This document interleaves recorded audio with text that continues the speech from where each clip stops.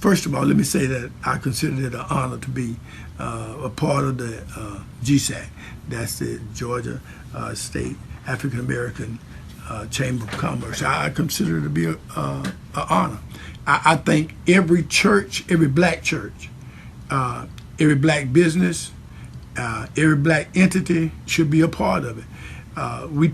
We love to talk about coming together, but I know that's not true, because even in the Bible, we never came together. All of us came together and did what was right. I found out the crowd is the one who crucified Jesus, and they was Christians. But GSAC has a way of bringing us together. Those who have a mind to leave their children something, to prepare something for the next generation and the next generation and the next generation. If you look at those in the Bible, they were not concerned with their day. They was always talking about the next generation, and they was always preparing for the next generation. We as a people have not prepared for the next generation. That's what we are doing here at Second Bethesda. We put up blackface art because the kids never see it. I'm almost 70 years old, and from the time I can remember to now, I only knew Jackie Robinson, W.B. Du Bois, Carter G. Woodson. Those are the only ones I knew. And now we're coming along. We've added two more. We've added Martin Luther King and Rosa Parks. Well, that's 5. You mean to tell me in 70 years we ain't have 5 people to do something? 70 years now in my lifetime. And in 150 years, that's all we had is 2 people to do something. And that's teaching our kids that black people don't do nothing. And that is completely wrong. We know that everything that's made was just about made by black people. It was invented by black people. Because we got tired of working so hard. We got tired of working in the fields. We invented things to do that. Washing, ironing, combing hair, you name it, we invented. A black man invented the cell phone, because we got tired of not having a phone with us. So he built one so we could take it with us. And we don't see that. Our children do not even get a chance to do that. And we want to reach out to children. That's why we sponsor 3 schools. We sponsor Lamar Reese, Morningside, and pre-K, because we believe that you don't change a generation when it gets grown. You change a generation when they're kids. That's just like you don't bend a full-grown pine tree, you break it. But you can bend a pine tree when it's a sapling to go any kind of way you want to. But and we believe that, and so we work hard in doing that. And we work hard with all kinds of businesses. We reach out to everybody and anybody that's going to help our community.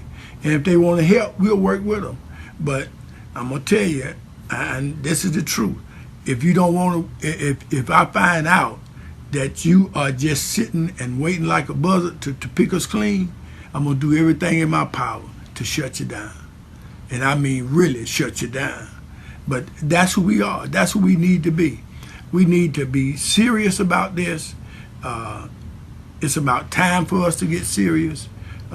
My pastor said, we've been too nice too long. We the nicest people in the world. They shoot us, they beat us, they rob us, they steal from us, they take our home, but we still be nice. Even when the policeman shot the girl's boyfriend, she kept saying, yes, sir, sir, sir, sir. Man, somebody just shot your boyfriend, you saying sure, because you're afraid he might shoot you. So we've been too nice too long. We don't have to be violent, but we need to tell people. I look at the city and the county. That's our government. we should tell them what we want, what we demand. We shouldn't go ask them for something. But we look like the majority. When white folks are in the majority, they tell you what they want. When black folks are in the majority, they say, give me a piece. That's crazy. And GSAC is trying to help eliminate that. And we need to get on board. We get on board with everything else. When it's time to dance with the white folks, we get on board with that. When it's time to show up with the white folks, we get on board with that. It's time for us to do the same thing with us.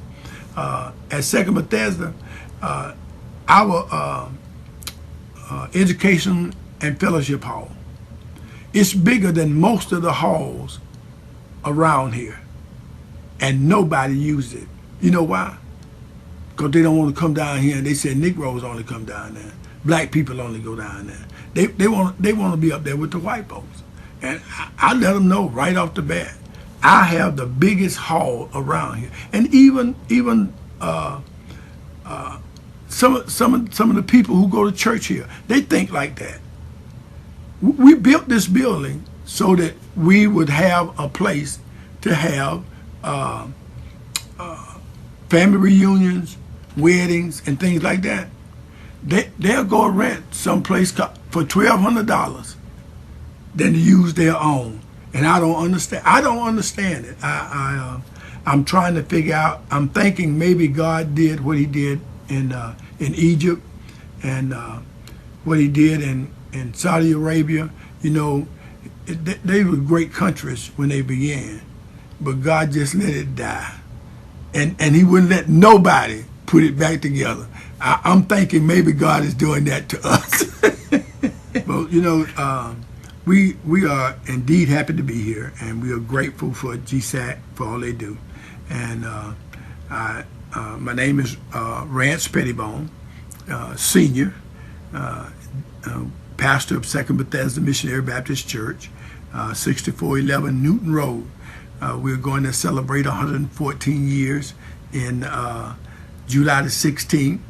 It'll be my 16th year here, and it'll be my 43rd year preaching. And I've preached all over the world, and this is the best ministry that I think I've ever had was right here. Europe was great, but this has been a challenge and very good. And we are delighted to be here, and we intend to stay, even though sometimes I want to leave. We intend to stay and be right here to help the community become all it can be and to be a viable part. We believe that rising tide raises all boats, but everybody need to have a boat, because them ain't got a boat, you drown.